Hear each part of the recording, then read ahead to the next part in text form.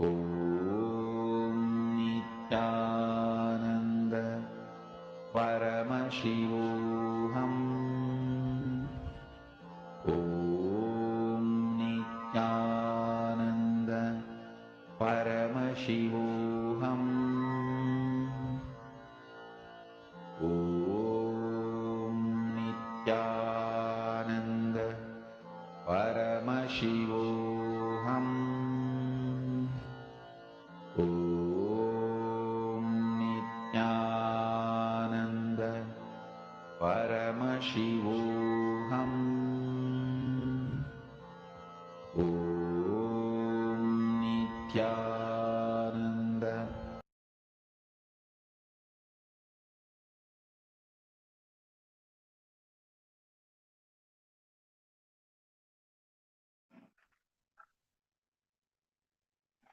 Nithyanandam, to all the participants and all the viewers who's watching us live right now for today's Nithyananda Yoga.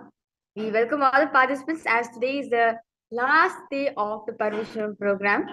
Yes. So, with that, let's now start our beautiful day with invoking grace and blessings of Swamiji by chanting Sadguru Vandanam.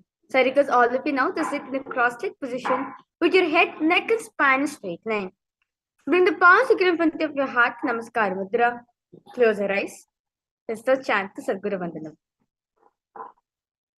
Nithyanandam Paravasukadam Kevalam Yalamotim Dvandvatitam Gagana Sadusham Tattvamasya Dilaksham Ekam Nityam Vimalamachalam Sarvadi Sakshibhutam Bhavatitam Trigunarahitam Sadgurum Tam Namami.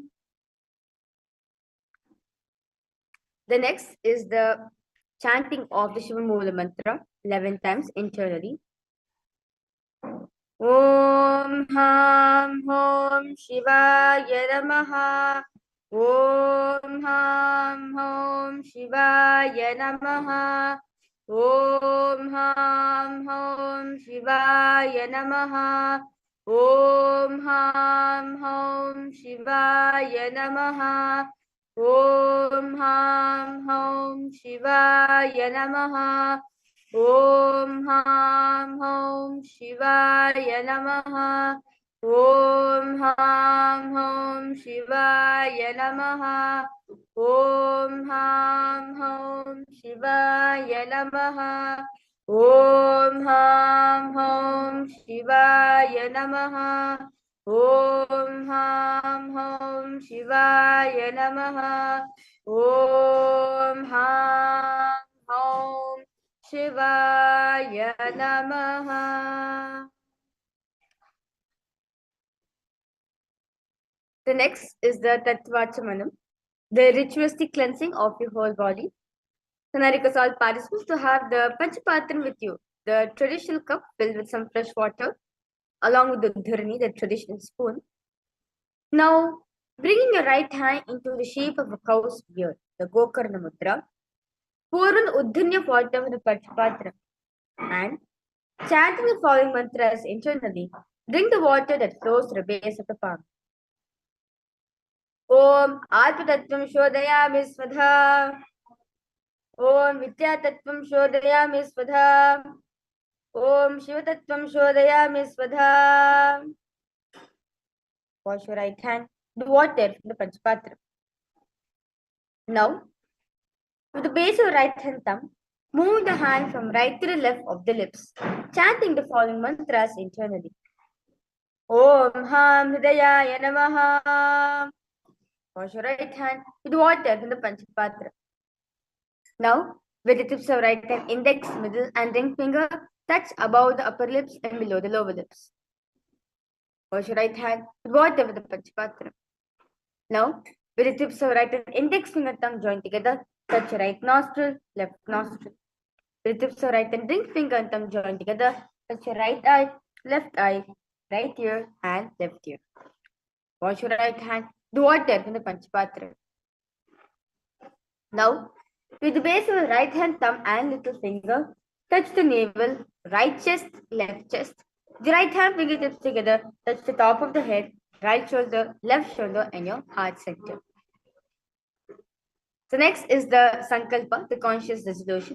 So I request all participants now, anything which you want to manifest, in today's Nithyananda Yoga, you're going to manifest your ultimate reality of your body.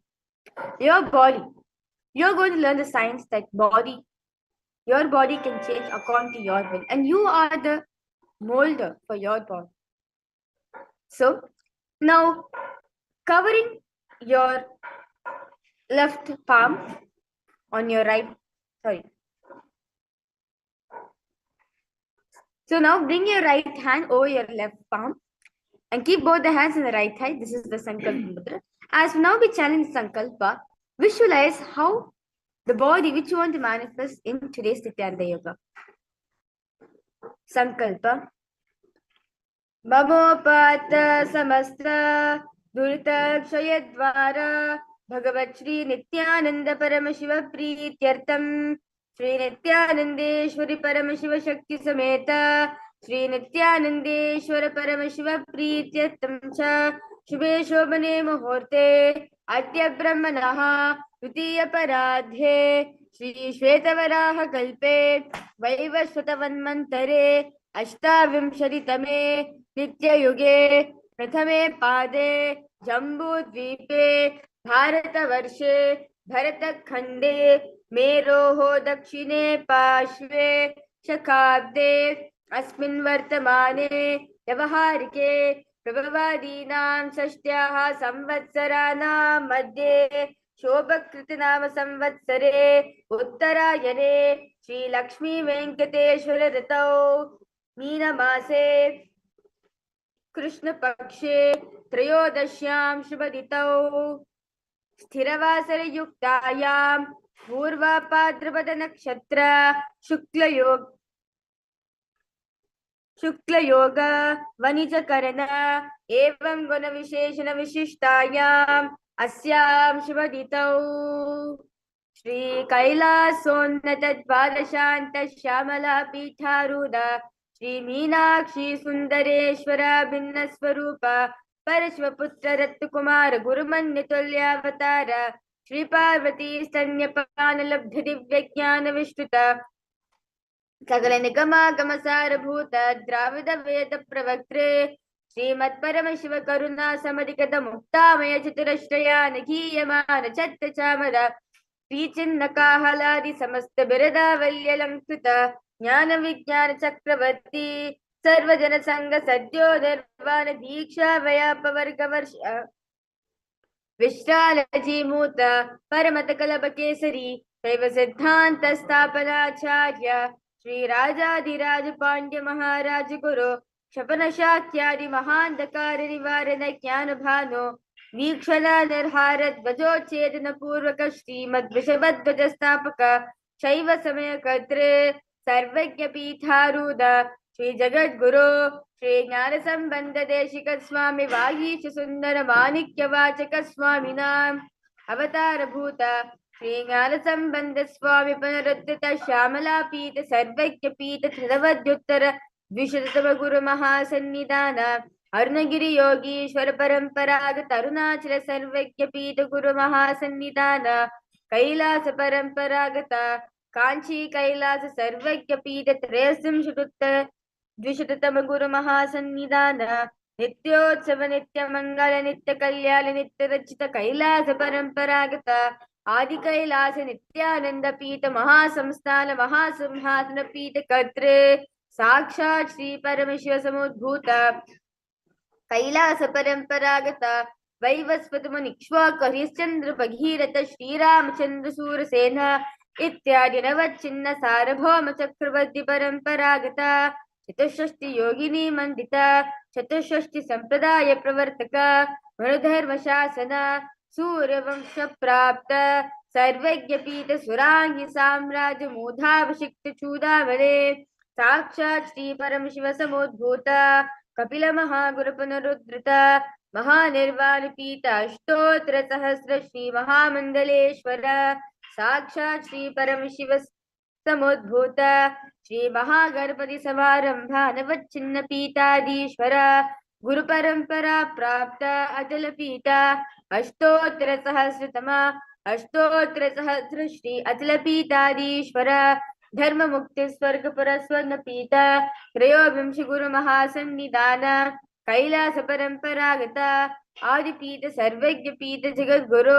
Shri Kailash पुनरुद्धारक Shri Kailash परमाचार्य श्रीमत् Paramhans परिव्राजकाचार्य वर्य सच्चिदानंद प्रणव स्वरूप श्रोत्रिय ब्रह्मनिष्ठ श्रीमद जगद्गुरु श्री भगवत श्री नित्यानंद परम शिव श्री ज्ञान संबंध देशिक परमाचार्य स्वामिनां प्रीत्यर्थम तेषां पादारविन्दयोः भक्ति सिद्ध्यर्थम गुरुकृपा कटाक्ष सिद्ध्यर्थम क्षेमस्थैर्यवीर विजयायुरारोग्य ऐश्वर्याणाम् अभिवृद्ध्यर्थम धर्मार्थ काम मोक्ष चतुर्विध फल पुरुषार्थ सिद्ध्यर्थम समस्त दुरितोपशान्त्यर्थम समस्त मंगलावाप्यर्थम भगवत् श्री नित्यानंद परमशिव प्रसादेन सकुटुम्बस्य ज्ञान वैराग्य जीवन मुक्ति प्राप्त्यर्थम भगवत् श्री नित्यानंद परमशिव कृपा कटाक्षेन पूर्ण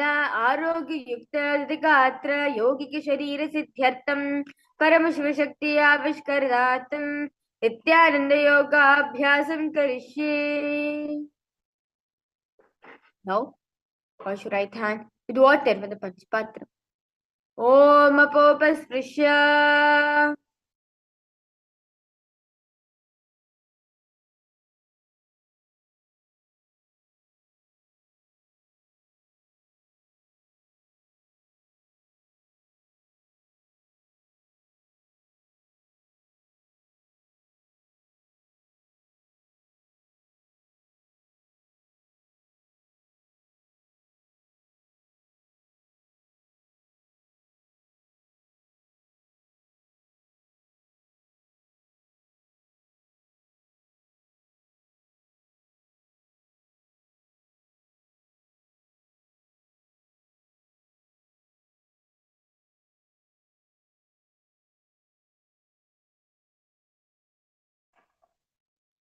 The first asana of the beautiful sequence of the Prathamunya Chakrava is Sukhasana.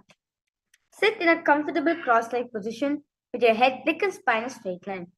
Bring the index and thumbs together and place them on top of the respective knees. As you engage in the Mahamudra Bandha, where you clench the perineum in, suck the stomach in and up, and tuck in your chin to your chest. Visualize Paramashiva in your inner space with Soham in your throat center. Sukhasana. Tat Sukhasana-mityuktam ashaktastat-samacharet. Next asana is Parvatasana. Now bring the legs into a Padmasana position. Bring the palms together and raise them above the head. Keeping the elbows straight and engage the Mahamudra Bandha, visualize yourself as a Mount Kailash. Parvatasana. Atavakshe Mahadeva Parvatasana Mangalam. Now, bring the soles of the feet together in front of you. Hold the left hand by the right and place forehead on the ground behind the heels. Now, as you engage the Mahamudra Bandha, gaze at the nose in Halipavasana. Purvam vidiyahu me jano bhepakatali sampudithano. The next asana is Nagipavasana. Now remain same position. Cup the palms and making a hollow and stretch, engage in the Mahamudra Bandhas. Gaze at the nose. Visualize yourself as a snake. Purabha vidipariyaga nicho hoyi kahuni panasya udagayi. Next asana is Kokilasana. Now, hold the big toes with your index and middle fingers. Stretch the legs straight out, then upwards and cross them into the Padmasana manner. Now, lean forward and turn onto your elbows as you engage in the Mahamudra Bandha in Kokilasana. Atanyadasanam vakshe yed siddhopavenraha akasmadvai sancharam kokilakyasanena cha.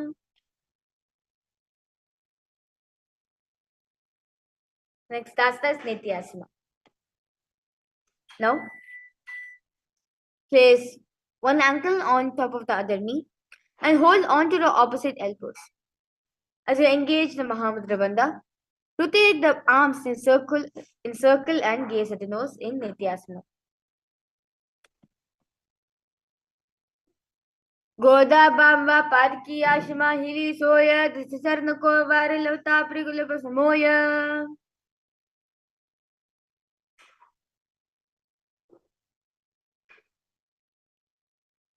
Next asana is Gajasana.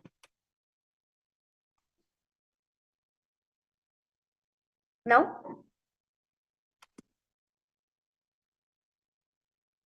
press the hands onto the ground and lifting the hips up high in the air. Now lower the head, then the chest, scooping the body forward and down again and again in Gajasana. Nubjam padagre bhuvo kritva lambhi bhuya masakagre nidhaya. Next asana is Vrikshasana. Now remain in the same position.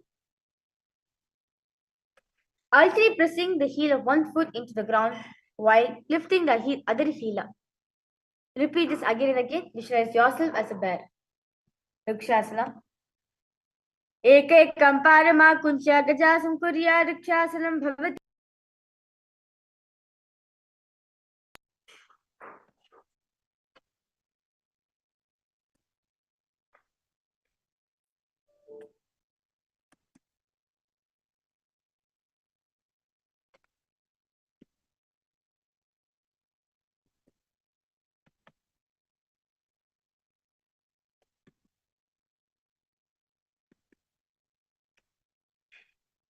Next asana is Vaishasana. Now, stand tall on tips of the toes. Keep the head, neck, and spine in a straight line and bring the index, middle, and ring finger to the heart center in the Hridaya Mudra. Vaishasana.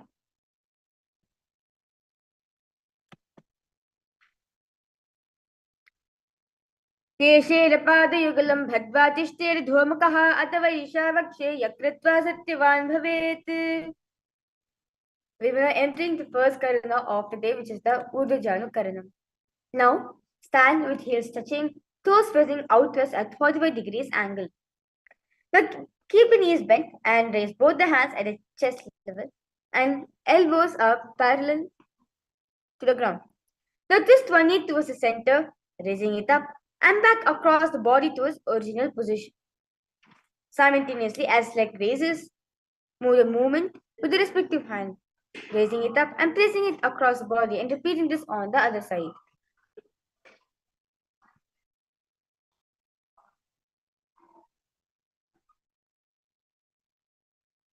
Next asana is Balalingasana. Now, interlace the fingers from outside in and hold on to your knee, pulling it up towards the chest in the Sarva Vashankara Mudra. Keep the spine straight, engage in Mahamudra Bandha in Balalingasana. Ekam janursya lingyastatavyam balalinganam bhavati. Padipidnyasana. Now take your raised foot behind our buttocks and holding with both the hands in the Parishamudra. Keep your head, take a spine straight line, engage in the Mahamudra Bandha. Padipidnyasana. Padatalo Sitre kasmin padatale karabhyam veshtayetanam prishte samsthapayatyena parapidana. No respective hand, hold onto the sole of the foot from the inside. Then extend the opposite hand forward until with index and thumbs touching. Simultaneously, kick and pull the foot back and up while leaning forward. Visualize Nataraja in your inner space. Uttanaparam Krauncham cha Marichim Veerabhadrakam.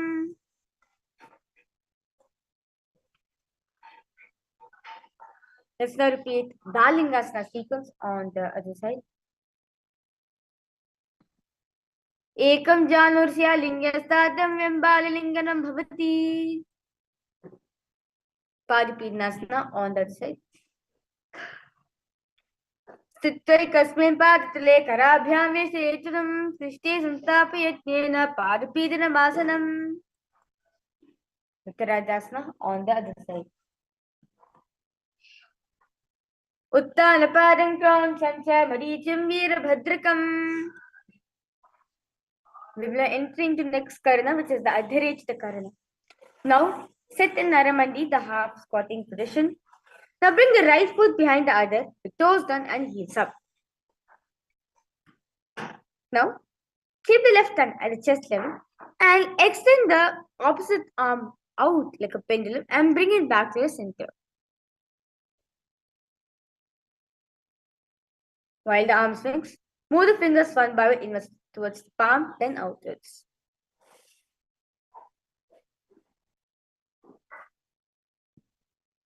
Now,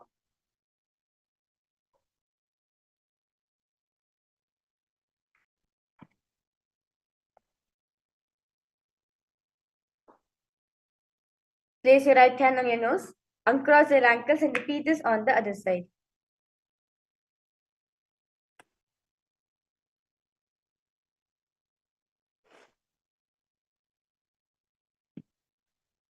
We will enter into a very powerful meditation, which is now the skeleton dance. So that requires all of you now to close your eyes. Visualize yourself as skeleton. Nothing else is that in your system. Nothing else is that in your body. Just pure skeleton. And shake your body as intensely as possible.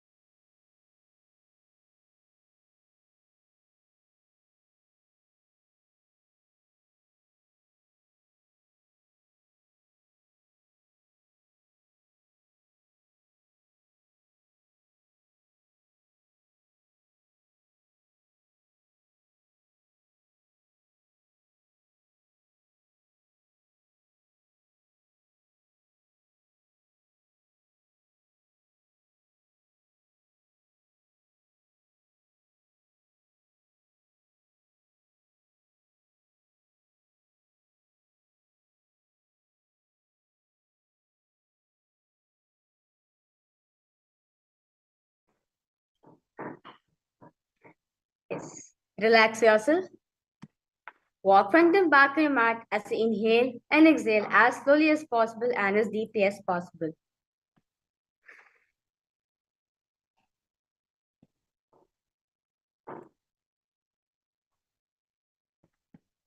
We will now entering into the next karana, which is the Katechina karana.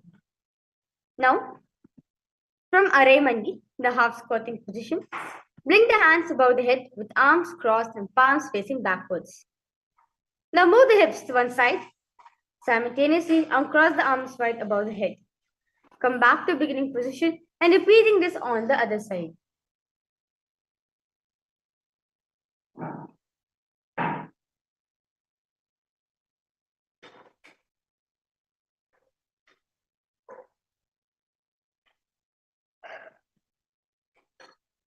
Now, stand tall or the tips of the toes.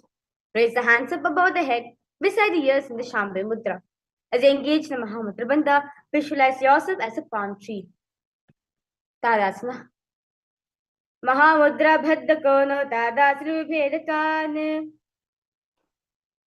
Now, from standing position, lean forward and down, bring the hands flat on the ground in Shambhala Mudra. Engage the Mahamudra Bandha, bring the forehead towards the knees. Uttanasana. Mahamudra Bhaddha Kono Tadasana Vibhedakan. Next asana is Tarakshasana. Now, keep the hands flat on the ground, shoulders width apart. And step the feet back, keeping toes on the ground. Now tuck the chin to the chest in Chandrabandha and rotate the head from side to the side. Tarakshasana. Gajasavastitva mastakam varam varam dakshim kukshim savakukshim nayet Tarakshvasanam bhavati.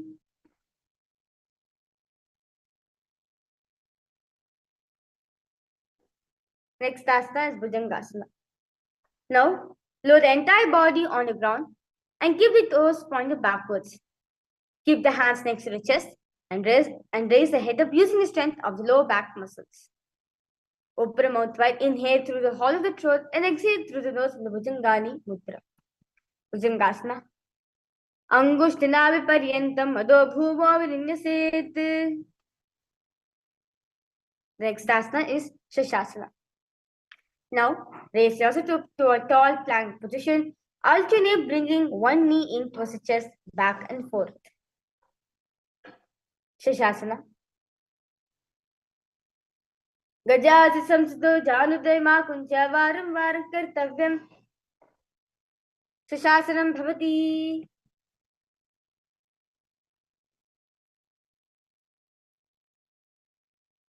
Next asana is Vrithasana.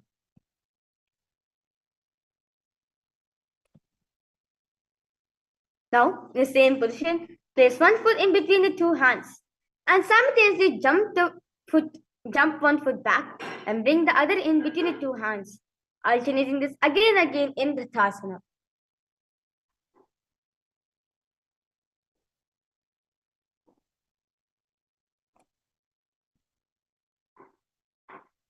Gajasa samsito ekekam parapuromagen bhramitva kartavyam Vrithasanam bhavati. Next asana is Virabhadrasana. Now, keep one foot flat on the ground with toes pointing forward and knees bent at 90 degrees angle.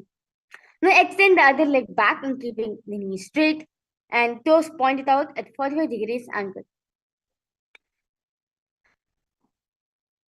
And raise the arms up barely beside ears. Engage in the Uddiyana Bandha, where pull the stomach in and up, gaze at the third eye.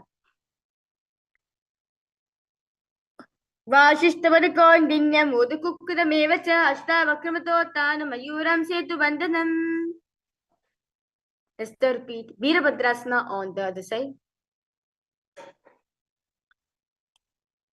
Vashishtavadakondinyam udukukkudamevacha ashtavakramatotanam mayuram setu bandhanam.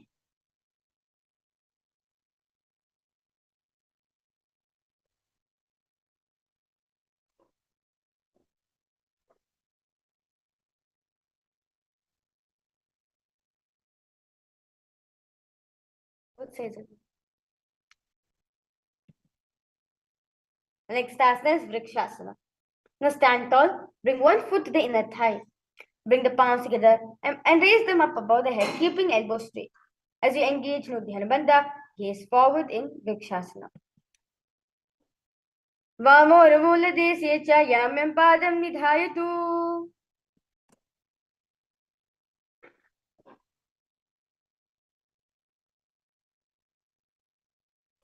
Next asana is Garudasana. Now, stand tall and place one foot at the opposite hip.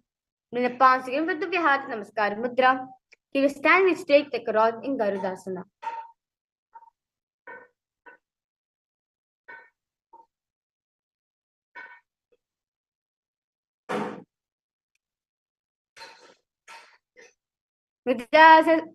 Garudasana Nithyananda Rambhavi. Let's now repeat Vrikshasana on the other side.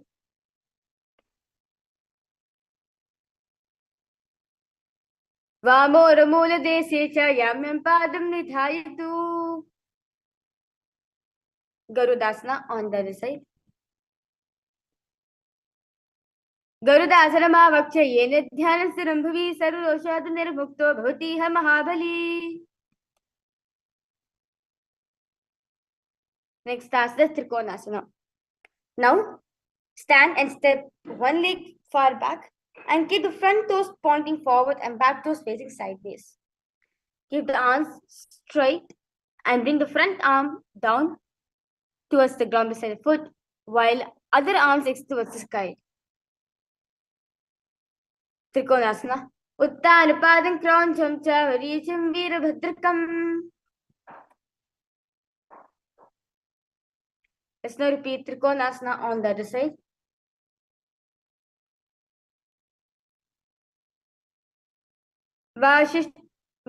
Uttanapadam Kroncham cha Maricham Virabhadrakam. Vitarajam Trikonam cha Suptangashta Prasarine. We are now entering to a very powerful Karana, which is the Nikutaka Karana. Now sit in Naramandi, the half squatting position. Bring the hands to the chest level and palms are facing to each other. Now, lift one foot towards its toes and switch between lifting the other toes up while other goes on the floor. Simultaneously, as the leg movements is being done, switch the position of the hands also. One goes up, the right goes up, and the left goes up in Nikutaka Karana.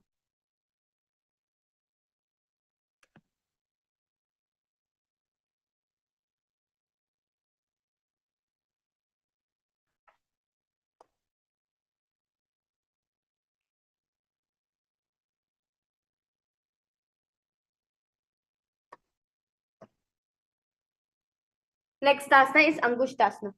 Now lower on the tips of the toes. Place perineum on back of the heels. Keep the knees together. Palms again in front of your heart. Namaskar Mudra. Angushtasana. Kabanda asramityahu gorakshasramevacha. The next asana is Saurasana. Now keep it from the tips of the toes. Extend one leg straight. Heels down and toes up. Keep the fingers down on the ground by the sides. Palms facing forward in Varamudra. Saurasana. Prasarekam padatilam samstapya tvekapadakam. Next start.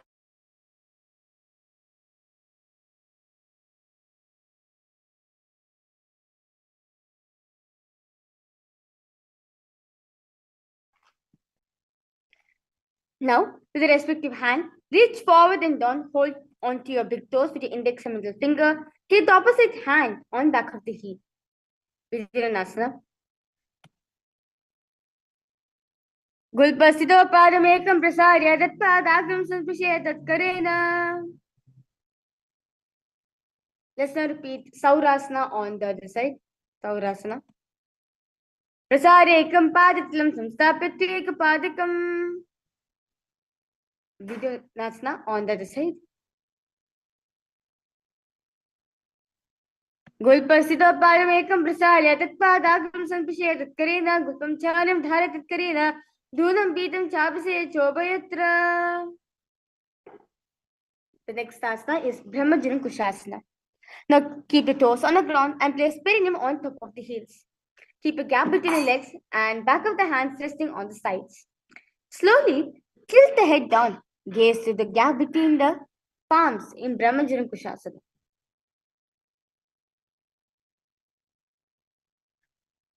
Dovu panapani hoye vese yedi goda nivese.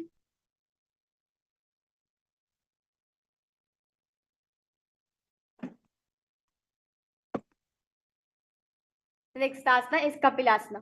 Now place knees on the ground with toes stuck behind you and perineum placed down on the heels. Now rest the hands on top of the thighs. As you engage in the Uddiyana Bandha, gaze at the third eye. Gaze at the nose. Kapilasana. Ubhe pagatali samet herave tulko mahili ko rumilave. Next asana is Bhadrakorakasana. Now remain same position. Switch the gaze to the third eye in Bhadrakorakasana.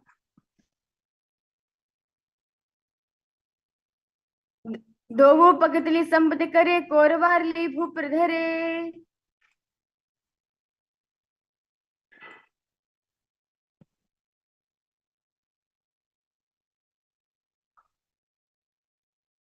The next asana is Suryasana. Now sit with toes tucked and perineum placed on top of the raised heel and knees up from the ground. Bring the thumbs and little fingers together, opening up the palms and raise the arms straight Up above the head, gaze through the hole between the palms in Suryasana. Yei Dogda Triane Panapani Bhedika Punitane.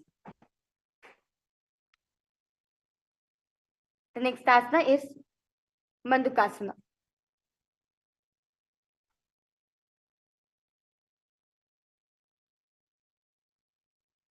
Now, sit with toes flat and perineum on the heels. Keep the hands on top of your knees and lift the tongue up against roof of the mouth, neck chit in the Mandiki Mudra. Visualize yourself as a frog in Mandukasana.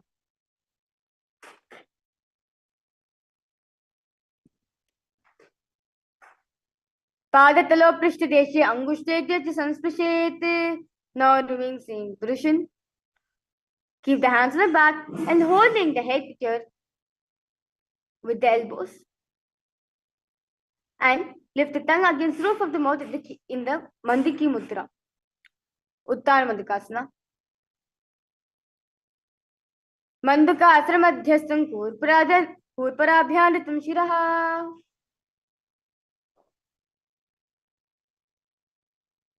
The next asana is Simhasana. Now, cross the ankles, sit on the feet. Keep the knees wide open and spread the fingers out on the top. Open your mouth wide, stick out the tongue and exhale forcefully. Gaze right toward the nose, repeating this again and again. Simhasana. Dakshinam Savigulpena Dakshine Hadadetaram.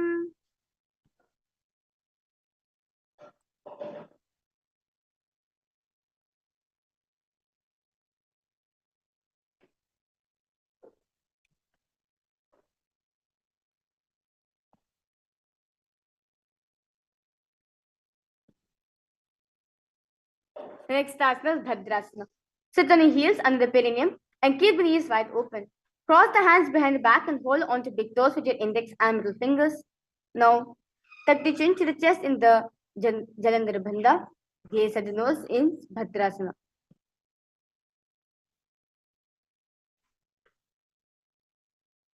Gulpo Chivrishila Syado Yukramela Samahitaha.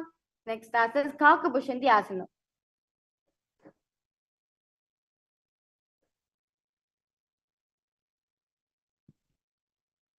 Now squat and keep the feet flat on the ground, knees wide open. Now bring the arms in and around the back of the neck, insert the fingers behind in the Parishamudra and gaze at the nose in Kakabushandhyasana. Pratame Vesik Ukritane Do Hard become Vichane. Next asana is Kanipavasana.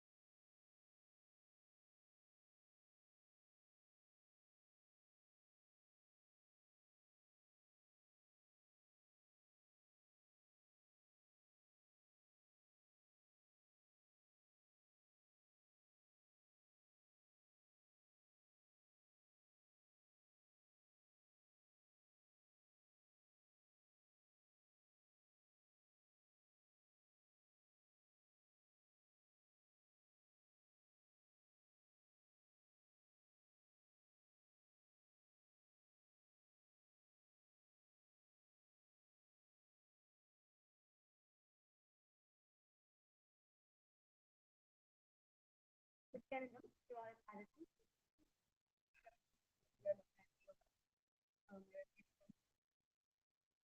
So, place the hands on the mat and shoulders width apart. Bring top of the head on the ground. Form a triangle position between the hands and the head. Bring the knees onto your elbows, hips or the shoulders, and straighten legs up. Gaze at the straight, gaze at the nose, in Kapalyasana. Take a seat, chakra, take it,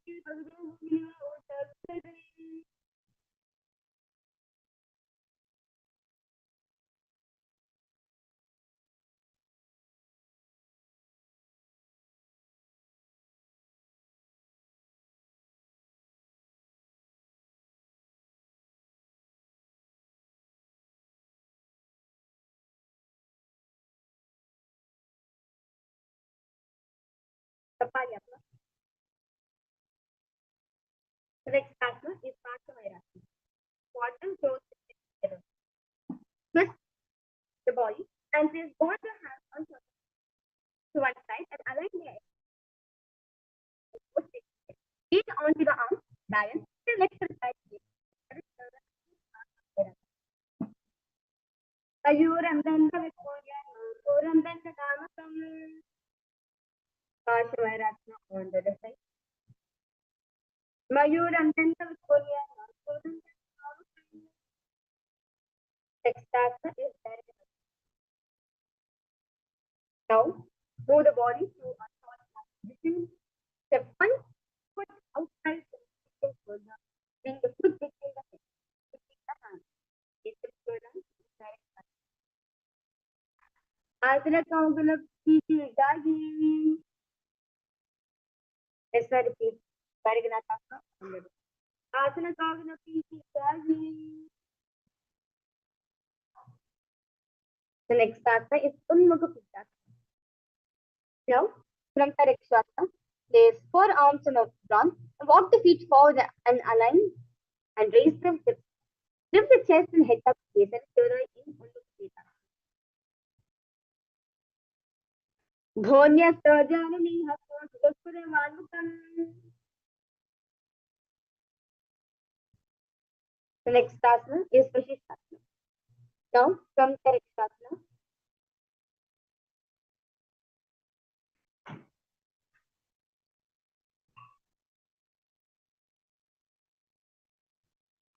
Parikshasana, rotate the body onto one hand and raise the opposite hand up. See the balancing hand directly between the shoulder, raise lips and gaze towards the sky. Vashishtasana. Uda Kukurva Shishta Madhiti Halmatkam. Let's repeat on the side. Uda Kukurva Shishta Madhiti Halmatkam. Next asana is now sit in legs extended, toes pointing up, bring the hands little bit up, hands facing upwards. Keep the spine straight, elbows the body, in the gaze at the dog. Dog करके ओबे हथेली कोरवा लेने लेती. Next after Smatana. Head forward and down.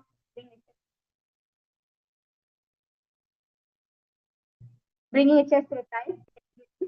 And hold the big toe to the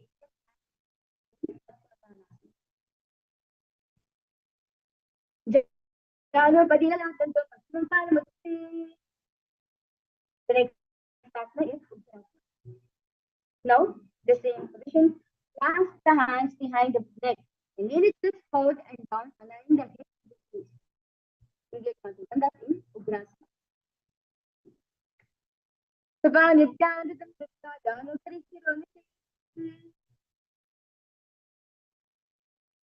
Next.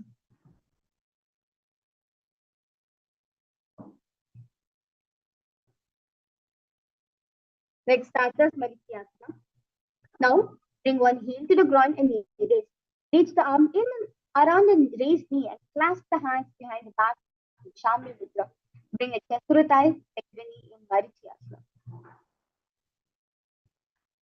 Uttanapadam Kauncham Kavarichim Veerabhadratam. Let's repeat Mahamudra.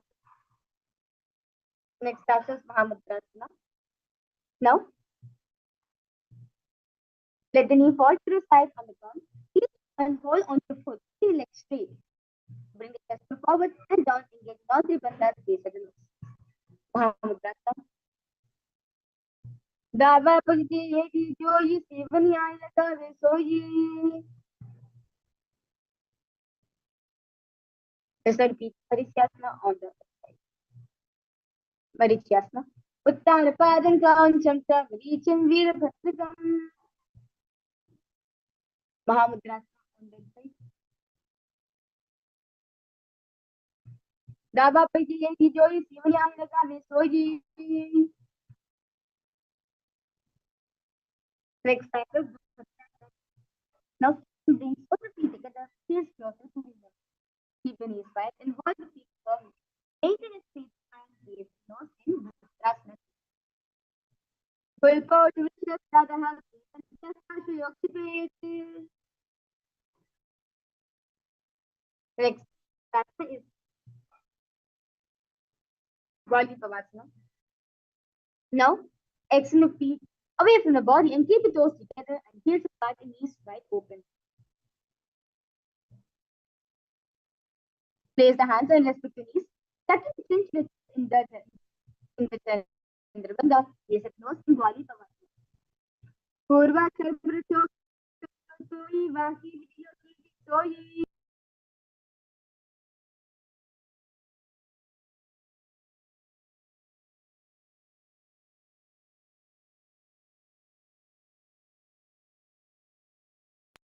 Next starts is Jnana.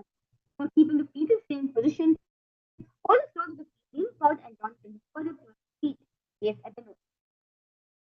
Jnana. Dovu Pagatali Sampadakare Yedumetri Ladhare. The next starts is Miriki Pavasana. So lean forward and down, extend hands out wide, palms facing down. Bring the forehead to the ground behind the ears, gaze at the nose in Miriki Pavasana.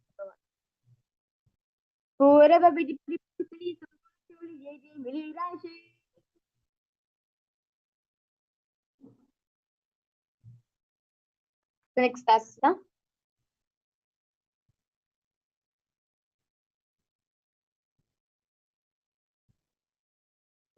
Next asana is Mariasana. Now bring the arms below the shin and the palms facing up. The forehead to the ground above the feet, bringing toes near the toes, gaze the nose.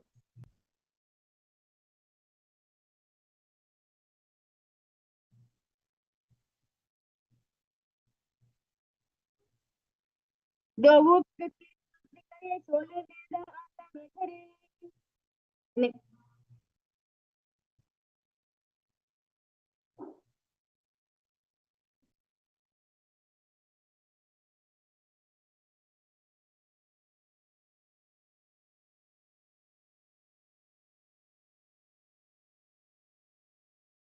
Next asana is Chiriki Pavasana.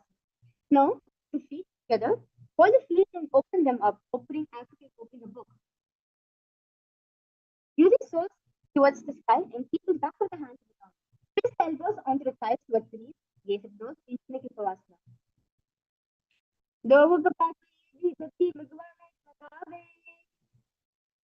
Next asana is Paramachivoham. Now, place the hands on top of the knees, gently press them down. As you engage with the Bandha verb, pull the stomach in the place at the third eye.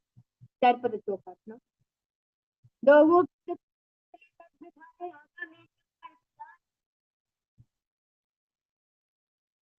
The next asana is Bhairavasana. Now,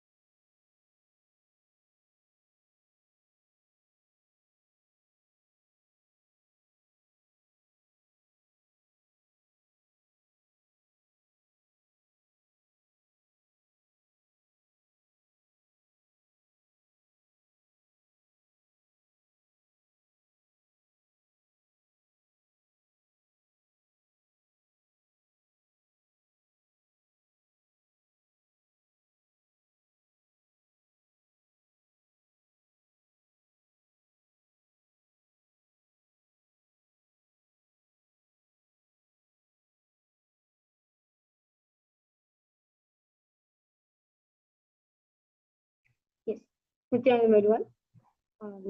Complete for the instruction for the yoga and the resume back. The next asana is Bhairavasana. Now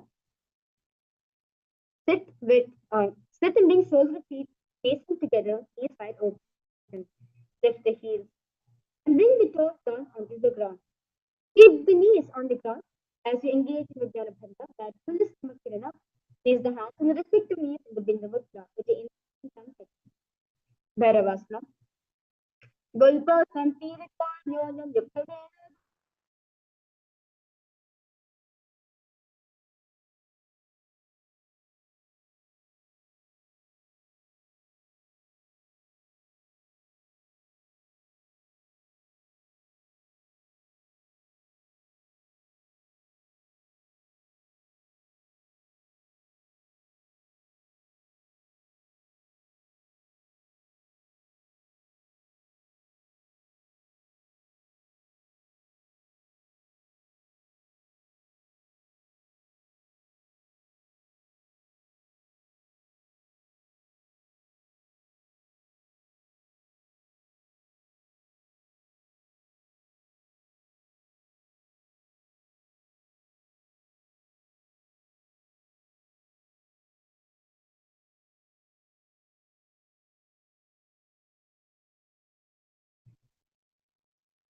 Yes.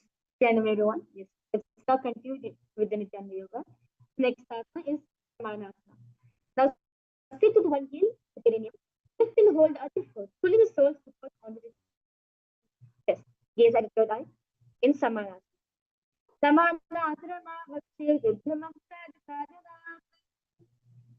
Now place the wrist on top of the respective shoulder. Place the foot upward and straight. Keep the hands on the ground to the side. Gaze at the third eye in Samanasana. केवलं Let's now repeat Samanasana on the other side.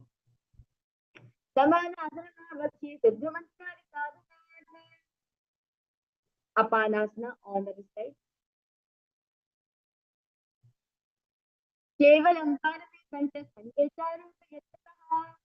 Now, split and cross with one leg over the other. Align the knees at the center of the body. The feet with opposite. Place both the hands on top of the stacked knees. Gaze at the nose in Gomukhasana.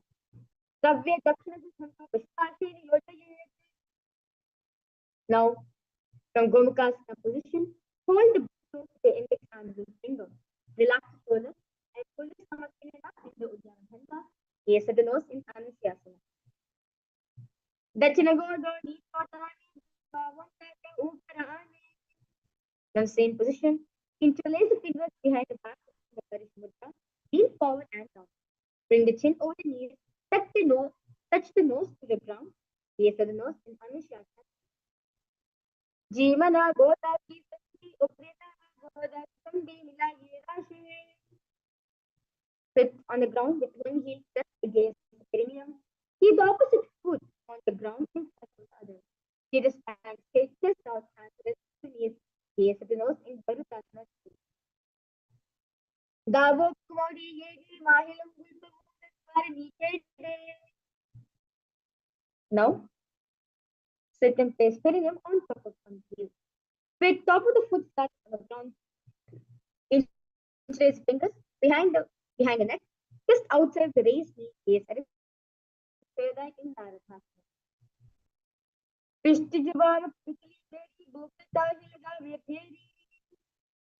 Now place one foot on top of the opposite thigh and tuck the respective arm around the knee and hold it on to the opposite shin.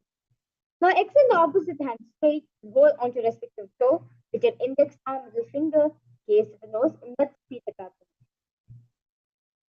Vamena Vaman Vishtanto Grihitam Matkapitam. Let's now repeat Gomukhasana on the other side. Savya Dakshina Tantu Prishpati Niyodayate. Anushasana 1 on the other side. Dachina Godo Nitotani Vavam Kati Uparani. Anushasana 2 on the other side. जीवना गोदा की संधि उपरितः गोदा की संधि मिला जीवा से Garudas Netu on the side. Davo Bagmodi Yedi Mahilam Vartamulad Varinitade. Naradasna on the side. Pishtijiva Pagatili Keri Gopita Hilaka Vedheri. Machipidakasna on the other side. Vame Lavama Gustantu Grihitam Machipitakam. Next task is Muskindrasana. Now place one foot on top of the opposite thigh and place the opposite foot on the ground on far side of the opposite thigh. Twist and bring the elbow outside of the right knee. Keep the arms raised to the neck. Turn the head back. Gaze to the third eye in Muskindrasana. Udaram Padmasana Pratishturi Yakshataha. Kubasana. Now extend the hand onto the foot. Keeping the opposite hand at the wrist shoulder. Turn the head back. Gaze at the third eye. Kubasana. Asana Pavana Jala. Now, keeping the opposite hand on the ground, turn the head back, gaze to the third eye in Matsyendrasana. Let's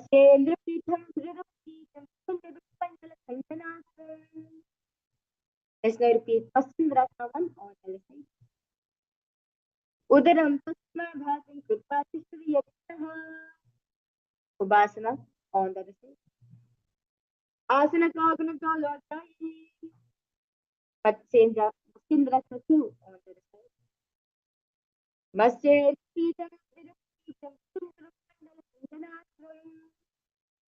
next asana is Padma. Now, sit and place feet on top of the opposite side and place palms on their respective knees. Engage with the back face of the nose. Asanam.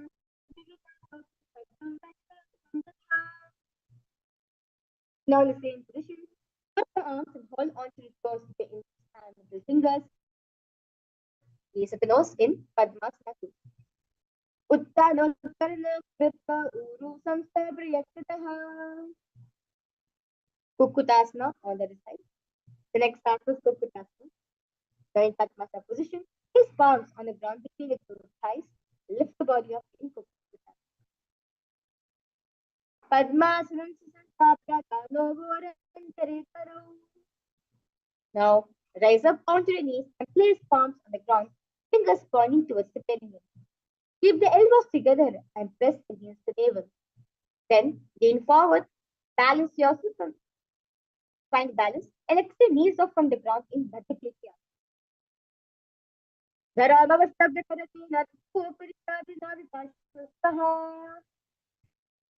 Now in the same position,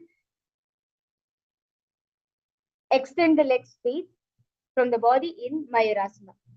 Atamakshe Mahadeva Mayurasana Uttamam. Now lay down on the stomach with feet pointing outside and hold head on the mat. Integrate the fingers behind the neck and hold in Makarasana.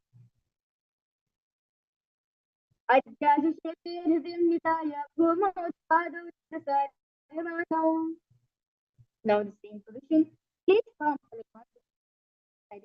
Raise the thighs off down in Kalabasana.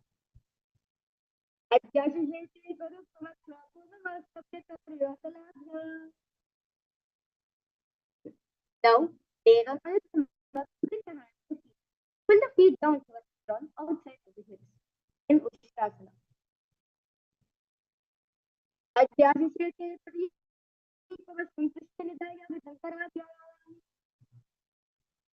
Next asana, Dhanurasana. In the same position, kick the legs back and up and stand and place the feet versus thighs. Lift the chest up down, raise the head up, gaze at the third eye in Dhanurasana.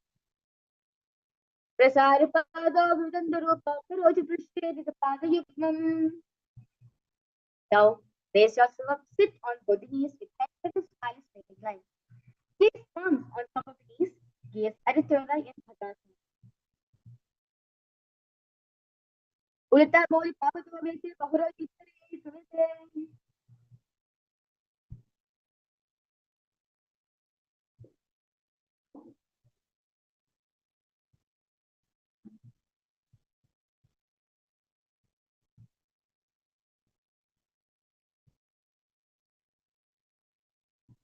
The expansions go yes. From knees, he has 4 arms on the ground and fingers interlocked, shoulders, elbows, shoulders with the palms. Now, place top of the head on the ground, holding back of the head with your hands. Now, slowly walk the toes forward until the hips align with your shoulders. Lift the feet up, keep your knees bent together against the chest and touch the chin. Gaze at the nose in Gohyasana. दो हाथ की kohuni chori Sirsasana, Sirsasana. In the same position, exhale knees straight up, gaze at the nose in Sirsasana. Viparitam mandalam cha devaviritam hinaha. The next asana is Podhyasana. Now, sit with hands behind the calves and stretch the legs up. Bring the forehead to the knees and come to vertical position with your legs in Podhyasana. दो हाथ वकारिन आने गोदातरी काकसी थाने.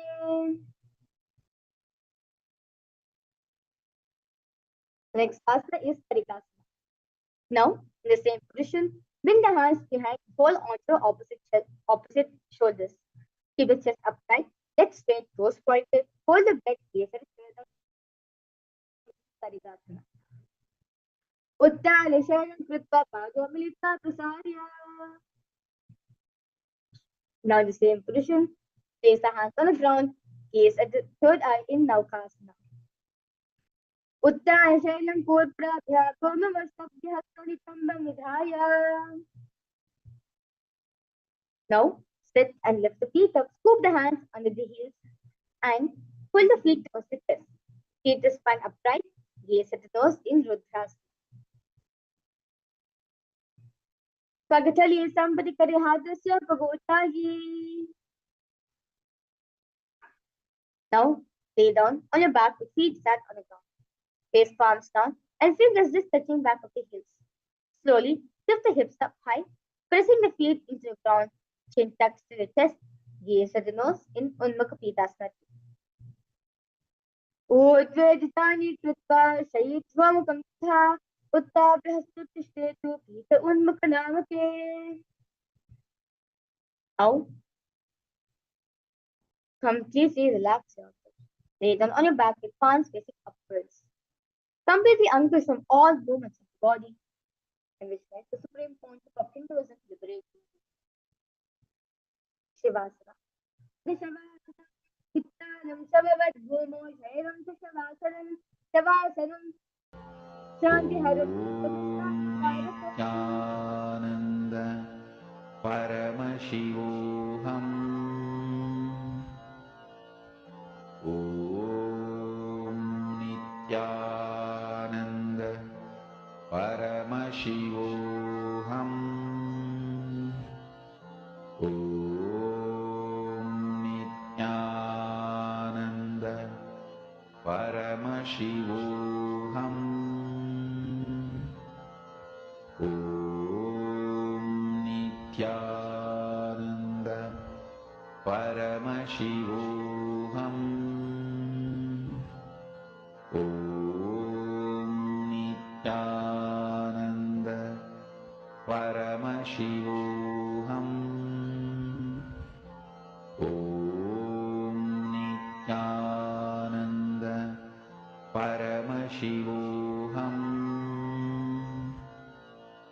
Om Nithyananda Paramashivoham